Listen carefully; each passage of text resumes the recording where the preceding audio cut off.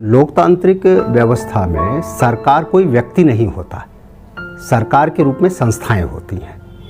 ठीक है, तो यहाँ भी सरकार के रूप में संस्था है। जैसे ग्राम सभा है, ग्राम सभा एक संवैधानिक संस्था है जिसको निर्णय का अधिकार है, ठीक उसी तरह जिस तरह से पार्लियामेंट को और विधानसभा को है। ये जो ग्राम पंचायत है जो चुने हुए सदस्यों की होती है, ये मंत्रिमंडल है एक तरह से, ये एग्जीक्यूटिव बॉडी है जिसको कार्यपालिका कहते हैं संवैधानिक शब्दावली में। तो ग्राम सभा विधायिका है, ग्राम पंचायत कार्यपालिका है। जो विधायिका है ग्राम सभा, जिसमें सारे मतदाताओं से मिलकर बनी है, उसको कुछ पता ही नहीं है। आज तक कोई ये समझाने नहीं आया कि ग्राम सभा क्या होती है और कैसे काम करेगी, पहली चीज़। दूसरा ये कि जो ग्राम पंचायत है वो चुने हुए सदस्यों की होती है, लेकिन कुल मिलाकर के उन सदस्यों का की जो स्थिति है चुने हुए सदस्यों की, प्रधान को छोड़ दीजिए, उत्तर प्रदेश में प्रधान या दूसरे राज्यों में सरपंच या मुखिया, ये जो वार्ड मेंबर्स होते हैं, वार्ड मेंबर्स की स्थिति बहुत कमज़ोर है।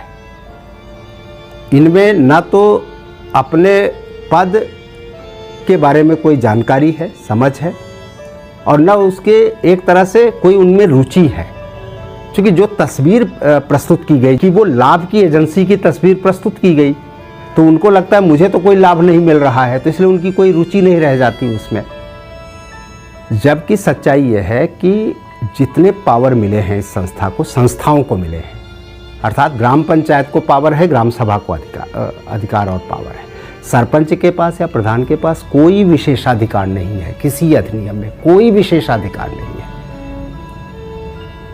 सारा जो पावर है, सारा अधिकार है उन सदस्यों में है। जैसे भारत में कैबिनेट के पास सारा पावर होता है, प्रधानमंत्री के पास सिर्फ राहत के कुछ पावर हो सकते हैं, लेकिन बिना कैबिनेट के डिसीजन के प्रधानमंत्री भी कुछ नहीं कर सकता। देखते हैं हर हफ्ते कैबिनेट मीटिंग होती है, राज्य में भी और केंद्र में भी। ठीक उसी तरह पावर उस कैबिनेट के पास है, ग्राम पंचायत के पास है, और वही कागज़ पर उसी का। और दूसरा ये कि ग्राम पंचायत की कमेटियां होती हैं। जैसे उत्तर प्रदेश में 6 समितियां हैं, 6 समितियों में 2 समिति का अध्यक्ष सभापति प्रधान होता है, लेकिन 4 का सभापति जो है वो वार्ड मेंबर होता है। और जिसके द्वारा, जिसको हम कहते हैं ना कि भ्रष्टाचार हो रहा है या गलत काम हो रहा है, या जहाँ ठेकेदारी हो रही, वो निर्माण कार्यों में हो रही है, निर्माण समिति का जो सभापति है वो वार्ड मेंबर होता है। प्रधान उसका सदस्य भी नहीं होता निर्माण समिति का। 6 सदस्य होंगे, वो भी वार्ड मेंबर होंगे, कोई वार्ड मेंबर ही उसका सभापति होगा। हर महीने उसकी बैठक होनी है, और जितने निर्माण कार्य हो रहे हैं, शासनादेश है उत्तर प्रदेश सरकार का, चीफ सेक्रेटरी का, कि सारा काम उस निर्माण समिति के अधीन होगा।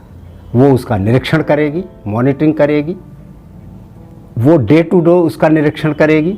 वो जब उसको वेरीफाई करेगी कि निर्माण कार्य ठीक हो गया, तब उसका भुगतान होगा, चाहे एमजी नरेगा का हो, चाहे स्वच्छ भारत मिशन का हो, जो भी काम होना है और कागज़ पे हो रहा होगा तभी तो भुगतान हो रहा है। लेकिन ज़्यादातर 90%, 95% निर्माण समिति के जो सभापति, उनको पता भी नहीं है कि हम निर्माण समिति में है या निर्माण समिति के सभापति हैं। हो रहा होगा।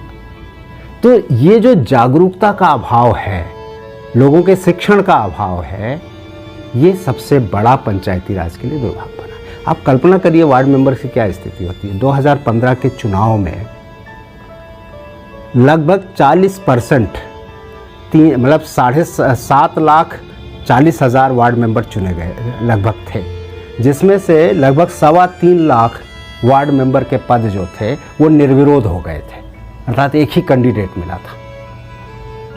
और 1,35,000 पदों पर लगभग कोई मेंबर मिला ही नहीं, कोई व्यक्ति खड़ा ही नहीं हुआ था।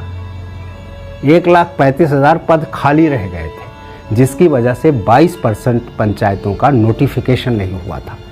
क्योंकि शर्त ये है, अधिनियम ये कहता है, जब तक 2/3 वार्ड मेंबर नहीं चुने जाएंगे तब तक उस पंचायत का नोटिफिकेशन नहीं होगा।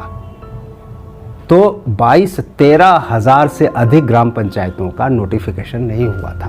बाद में 3 महीने के बाद फिर से चुनाव हुआ, जो पद खाली हो गए थे वो भी कैसे हो गए होंगे फिर हुआ। ये वार्ड मेंबर की ये स्थिति है। और जो हैं उनमें से 90, मैंने तमाम गांवों में सर्वे करवाया इस दौरान, ये पता चलता है कि 99% वार्ड मेंबरों को पता ही नहीं है कि वो किस कमेटी में होते हैं। एक आध वार्ड मेंबर बता देता है कि हाँ हम फला कमेटी में हैं और जब पहली बैठक हुई थी तो ये जो स्थिति है ना, इंस्टीट्यूशन बन ही नहीं पाया।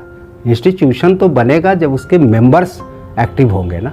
इसलिए वन मैन शो होकर के पंचायतें ज़्यादातर जगह रह गई हैं। प्रधान ही पंचायत, पंचायत ही प्रधान। जब तक इस स्थिति को नहीं बदला जाएगा तब तक पंचायती राज व्यवस्था का कोई खास अर्थ नहीं निकलेगा। दूसरा कि जो बार बार कह रहे हैं कि पंचायत व्यवस्था का मतलब ये नहीं है कि कुछ सड़कें बन जाएंगी गांव में, कुछ सुविधाएं आ जाएंगी। यह है कि क्या लोग अपने गांव के बारे में निर्णय लेने लगे क्या? क्योंकि निर्णय लेने से आपको ओनरशिप आ जाती है अपने अंदर। आपको लगता है ये आपकी अपनी चीज़ है। निर्णय के बाद ही ओनरशिप आती है। ओनरशिप गांव के प्रति आएगी तो देश के प्रति ओनरशिप आएगी, और सही अर्थों में तभी राष्ट्र बनेगा और वो नागरिक बनेगा और वो एक तरह से मालिक बनेगा इस देश का। और ये पंचायत राज व्यवस्था या नगर पालिका व्यवस्था ही इस देश में आम आदमी को लोकतंत्र दे सकती है, सच्चे लोकतंत्र से जोड़ सकती है, उसे देश का मालिक बना सकती है।